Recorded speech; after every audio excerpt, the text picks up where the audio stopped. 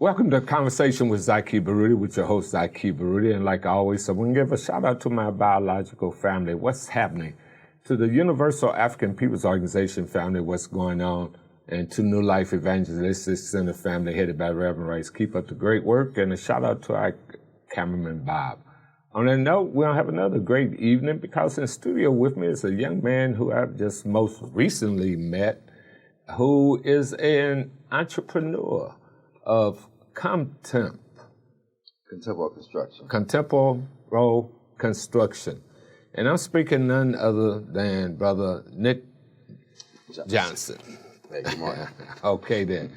And prior to the taping of this show, you know, we were off stage having a good time, saying that more or less that you were not aware that this was going to be a taped TV internet program, correct, that it was radio, and I snatched you as you was going to work. So, right. So anyway, to that end, I appreciate you being with us this evening. And this evening we'll be talking about, the whole concept of entrepreneurship and how you have gotten involved in it as a way of inspiration to young people. So to that end, first of all, I'd like for you to share with our audience a little bit about Nick Johnson, if you will. All right. Well, my name's Nick Johnson. I grew up in South City, St. Louis, off of Manchester, Kings Highway, that area. It's currently known as the Grove, but during the time when I grew up over there, it was more depicted as the South Side and one of the most terrible neighborhoods in the city of St. Louis. I came up over there under the raising of my grandparents and my mother. Typical single family home, no father around, and we were poverty stricken. So entrepreneurship was basically the option because we had to acquire funds at an early age. And, in order to do that, you have to be independent before you're even allowed to get out into the work field. So that's how it all actually started. That was the core and the nucleus of it. I used to cut hair, in sixth grade, and I was cutting hair of like a lot of the older guys in my neighborhood. That's what kind of had introduced me to being independent, running a business in a sense. A lot of the older guys instilled in me a lot of the qualities. And now you were about what age? Sixth grade.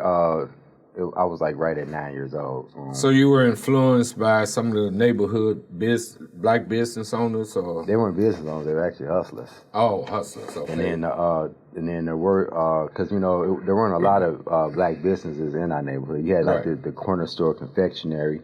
You had the barber shop, but everything else was ran like by the Arabs, the Chinese, and other nationalities. So most of the guys who were, in a sense, entrepreneurs and work for themselves and were independent were the guys that hustled. And not just, when I say hustle, not just selling drugs and stuff, but guys like the man at the car wash, you know what I'm saying? I look at that as a hustler.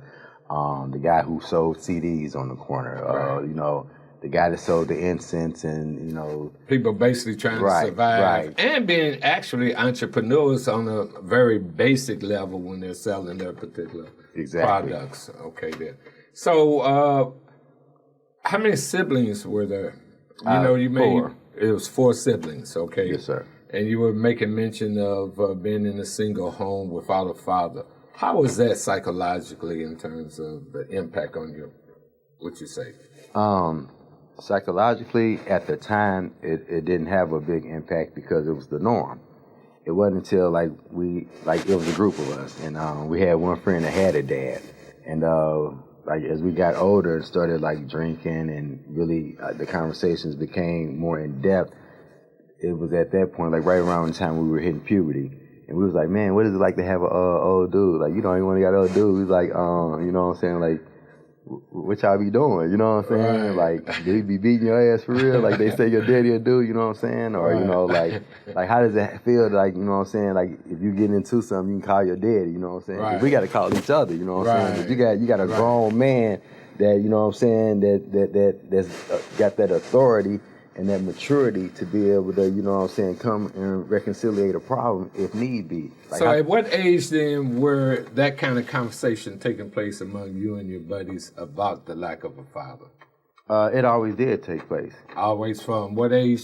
Since we was knee high to grasshoppers. Is that right? Yes, sir. Oh, okay then. Because, you know what I'm saying, you always know conceptually that what it's supposed to be. You know what I'm saying? Right. Just like, you know, you're supposed to have a house with a fence and a dog. You know, you're supposed to have a mama, a daddy, a brother, a sister, a cat, and a fish, Right. and a, you know what I mean? Like. Now, how old are you? I'm 47. You're 47? Yes, sir. Okay then.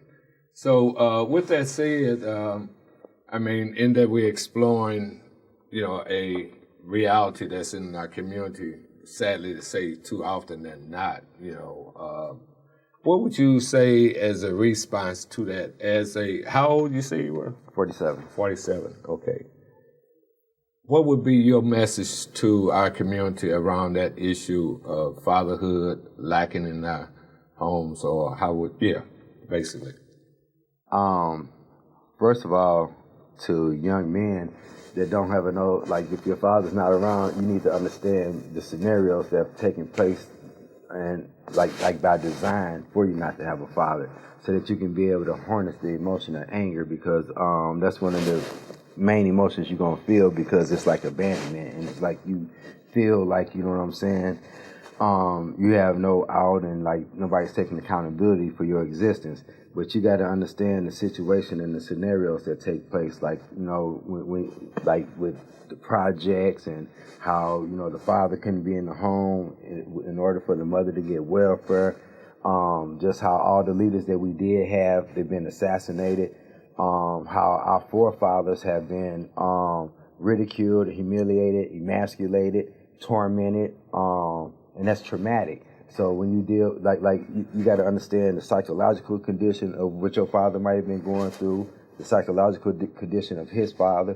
You know, it's generational. So don't take it to heart like, woe is me and why me, when you become a victim of a scenario and a plan and a plot that was put in place before your existence ever even came about. So, you know what I'm saying, it's bigger than you. That's why you got to go to your higher up and know that, you know what I'm saying, you can get up out of it and it's going to be okay. If anything, pray for your old dude. And let me interject. We have to take a quick break, and we'll be right back. For years, Zaki Baruti has been an activist in our community, and it's a real privilege of mine to have known Zaki, to be with him on many of the marches, and to continue to see his perseverance. You and I also must know that we can, in the midst of pressure, and yes, there's a lot of pressure on being an activist. It's a thankless job. Many times people don't appreciate it. Many people don't understand you. They ridicule, they reject you. But we have to continue to, in spite of the pressure, to continue to trust God and speak truth to power. That's not easy. It's easy to give in. I think of the nuclear submarine USS Thresher that went down so deep in the 1960s into the ocean. It just exploded or imploded, and the pieces were all over. 129 men died, but yet there's those fish they discovered later that could continue to swim in the midst of all that pressure that destroyed that submarine. Why? Because there was equal pressure inside that little fish that withstood the rest of it. Now you and I can experience that power inside of us, and we find it right here in the Word of God. For greater is He who's in us than he that's in the world. Christ, the hope of glory, can come and dwell within us. As we surrender our life to Him, we'll see Him do exceedingly abundantly beyond we can even ask or think. This Bible is just filled with directives, how to overcome pressure. Read the book of 1 Peter, where it says your faith is more precious than gold. See in 2 Peter chapter 1, the promises that are awaiting you at this particular moment there.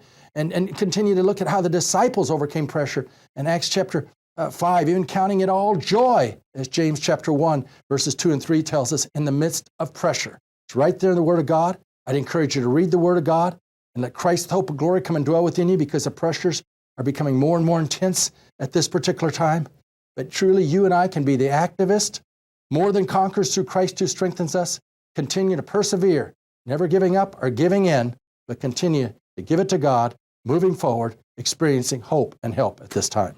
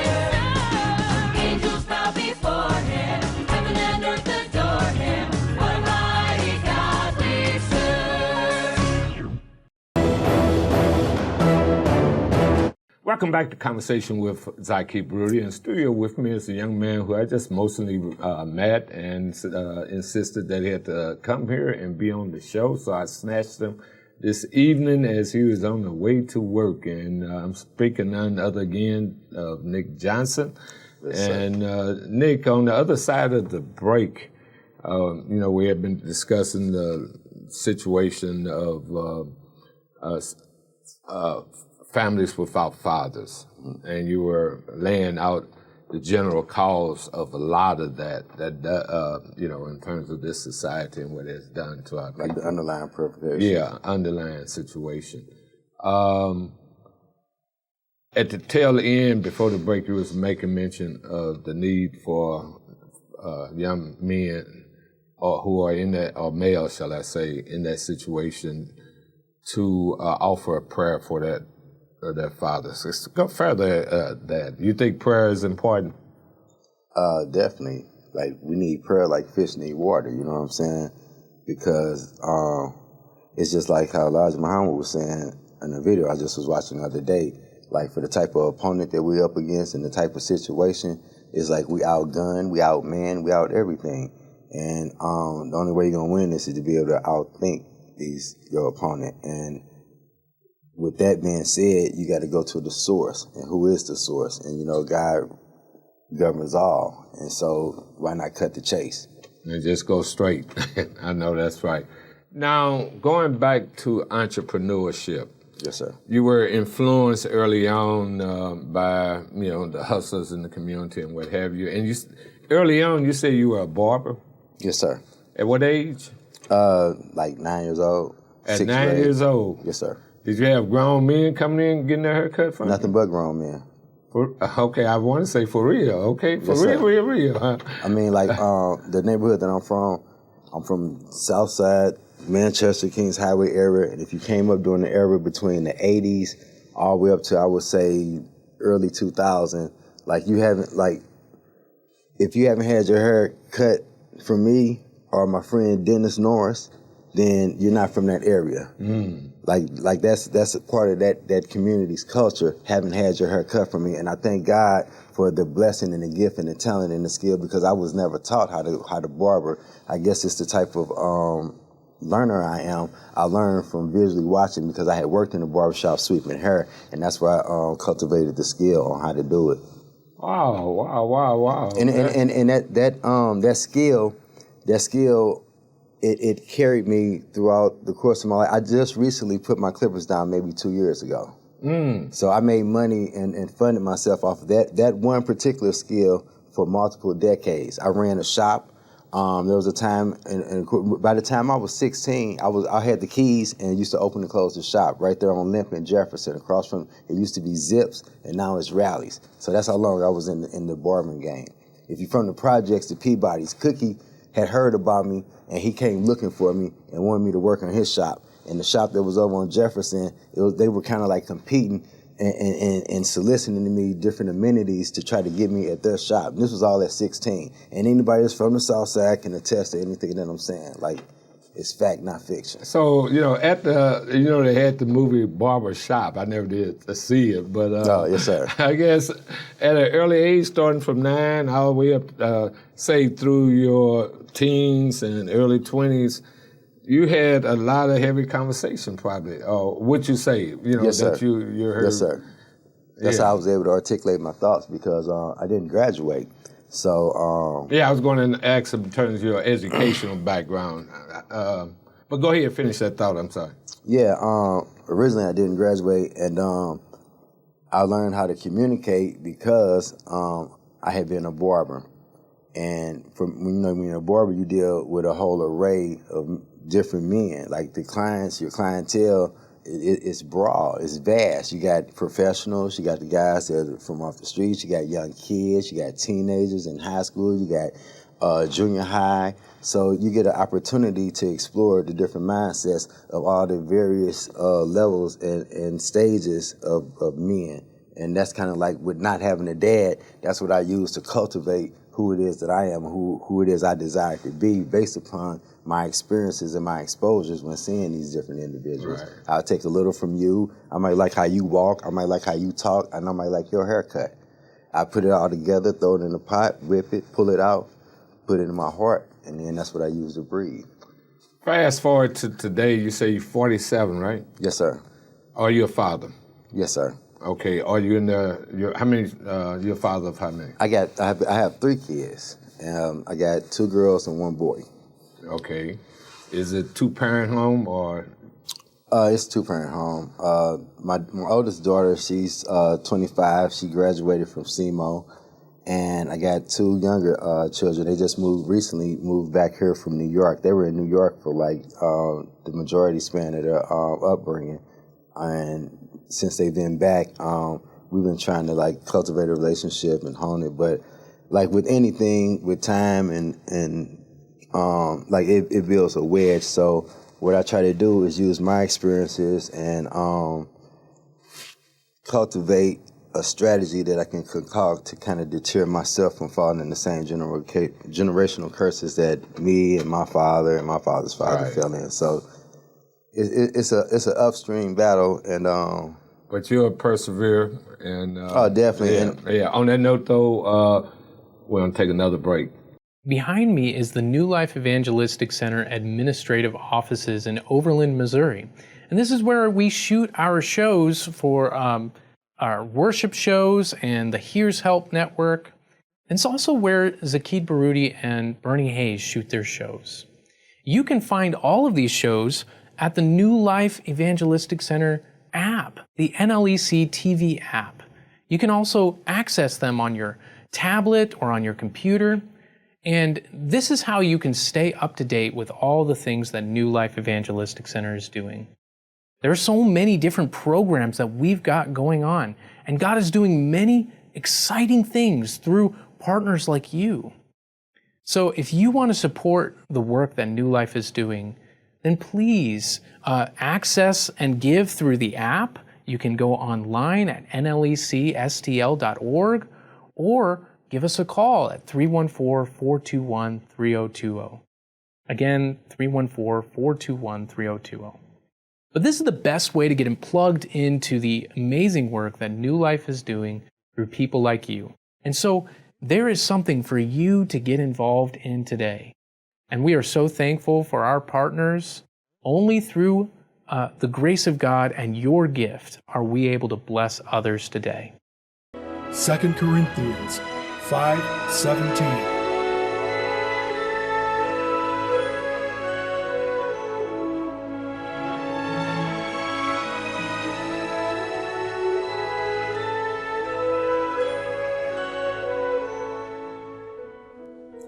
Therefore, if anyone is in Christ, he is a new creation. The old has gone, the new has come.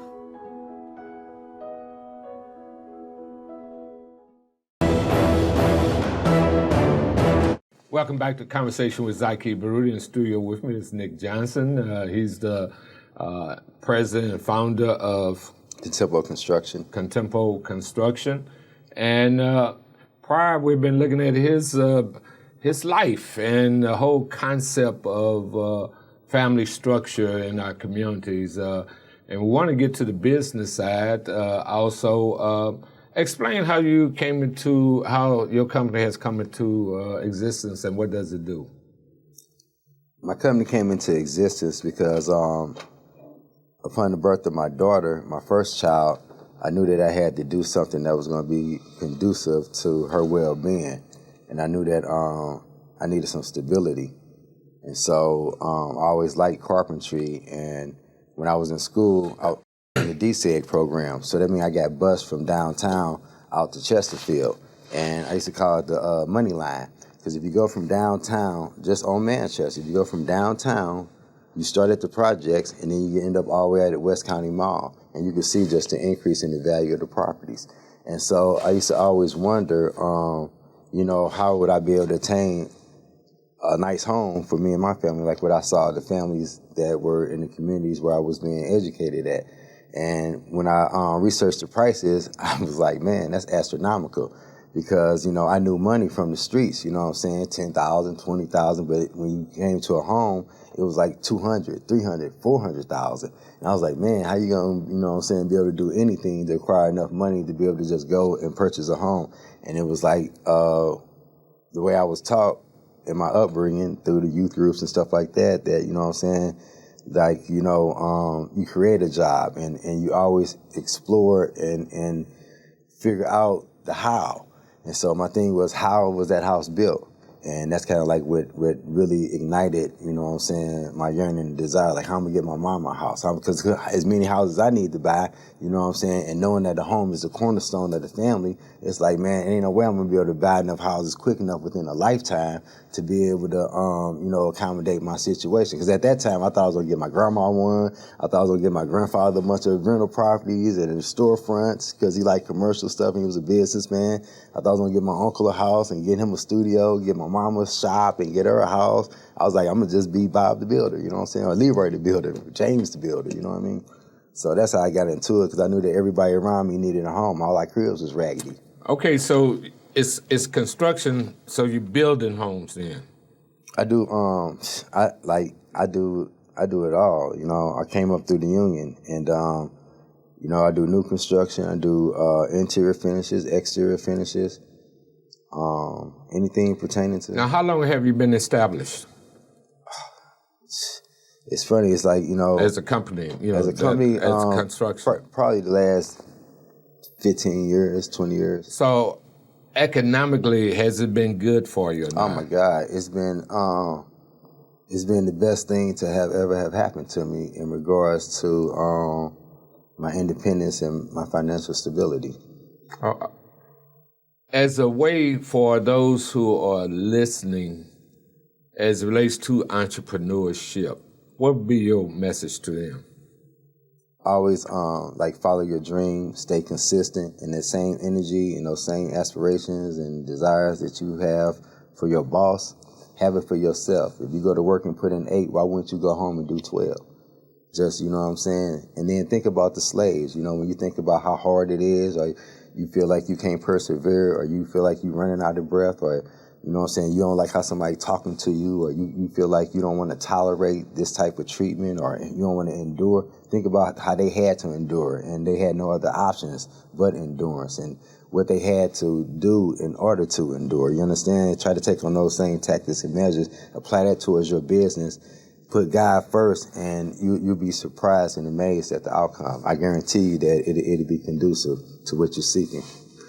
What is the importance of people who are entrepreneurs, especially from our community, and once they generate a sizable income and profit and what have you, to give back to the community? And do you give back to the community in terms of supporting progressive causes and what have you? And why would that be important? Okay, it's important because you got to understand how originally we weren't allowed to be in business.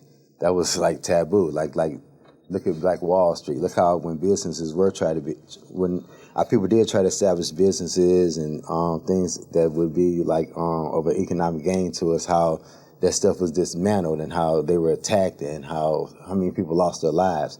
So that within itself speaks volumes in regards to why it's important to give back, so we could try to pick up where they left off. We got an obligation and responsibility and a duty, if nothing else, to those who came before us and tried to set and pave the way for us to be able to be in position to do it. So I think it would be a disservice, and it would be like it would be an act of disrespect to not, you know what I'm saying, try to reach back and rescue somebody if you're in position to. And, on that note, we got to take our break. How I thank God for Zaki Baruti and all the folks that are working with him that have stood with us all these years to get back into 1411 Locust so we can feed the hungry, shelter the homeless, reach out among those that are in need, and be a beacon of hope to so many that have lost hope. Seems like all hell's broke loose in downtown St. Louis ever since they shut this building down in April 2017. I mean, they've had to put barricades on Washington Boulevard, bring out more police and everything else. Why? We can be that light. We can be that salt that Christ has called us to be if we'll pray together, work together, and do everything we can now to move forward and get into 1411 Locust. The city has approved our architectural plans. The time for us to move forward at this particular time. We need individuals who will help us make various repairs, people of faith that will pray with us and believe God with us for the resources that we need. We need to stand steadfast and see that the city doesn't give in to the big money interests. And there's a lot of big money interests that putting a lot of pressure for our mayor, on our mayor. You need to pray for our mayor at this particular time, that she'll stand with the poor. There's a lot of pressure on her at this time. And I want to encourage you to just seek God as to what He would have you share. You can write me, Larry Rice, at P.O. Box 473, St. Louis, Missouri. That's 63166. If you feel that there's someone that I need to visit or Chris Aaron needs to visit, call us at 314-421-3020 to make them part of the team at this particular moment. If you'd like to have us come speak at your church, again, you can call 314-421-3020. Ask for myself, Larry Rice, or Chris Aaron Rice. And we'll be happy to come and share this vision. What a great God we serve. And how I thank God for those of you that have been praying, those who have been standing with us throughout the years. The door of opportunity is open, so we can reopen this building and be a refuge to the hurting and the homeless and help provide them with so many things that they need at this particular time. Yes, I believe that God is a miracle-working God, and as we continue to remain steadfast, we're going to see Him do exceedingly beyond what we can even ask or think. Welcome back to Conversation with Zaki Baruti. We want to have a couple more minutes with Brother Nick Johnson, an entrepreneur, and we've been talking about entrepreneurship as well as family structure. We only got a couple more minutes. If anybody wanted to contact you, that might be an educator out there, want to bring you into the classroom to share your experiences or what have you, how would they be? And those who may want to use your service as a construction company, how would they be able to get in contact with you? You can email me at contempoconstructionstl, that's at gmail.com, or you can call me directly on my telephone. It's 314-793-9354. On the other side of the break, and like I said, we only have a couple more minutes, so we got to be short to the point on the response. As a business person, have you been impacted by redlining, government redlining in any manner, or, obstacles been placed in your way for you to become a successful business person? All throughout the course of my tenureship during the union, I got called nigga every day, sun up to sundown, nigga this, nigga that, to the point when they say nigga, nigga, nigga, I look and be like, where? You know what I'm saying? That's what I was taught by my grandfather. So yes, it was it was definitely a lot of obstacles throughout the course of working amongst them in the field. At the school, you have to eat lunch by yourself. Nobody wants to team up with you in groups. But you just got to stay focused on the end goal. And in the field, you know what I'm saying, my ice always got to be colder than the white man's. And I know that. And that's why I got the education and background I did. I went through the apprenticeship program through the union, the Carpenter's Apprenticeship Program, and also graduated in the top tier of my class from Rankin Technical College. Okay, then. Well, on that note, we wish you the greatest success. And as they put out those Forbes top businesses, I know you'll be number one. Or I appreciate that. So on that note, keep up the great work, and definitely may God continue to bless you. On that note, to the listening audience, like always, I say everybody needs to belong to an organization that speaks truth to power. We say join the Universal African People's Organization or some organization, and make sure that you vote in every upcoming election and know the issues of the day when you go into that polling place. On that note, may God continue to bless each and every one of you. Do something good every day. Adele D. Peace.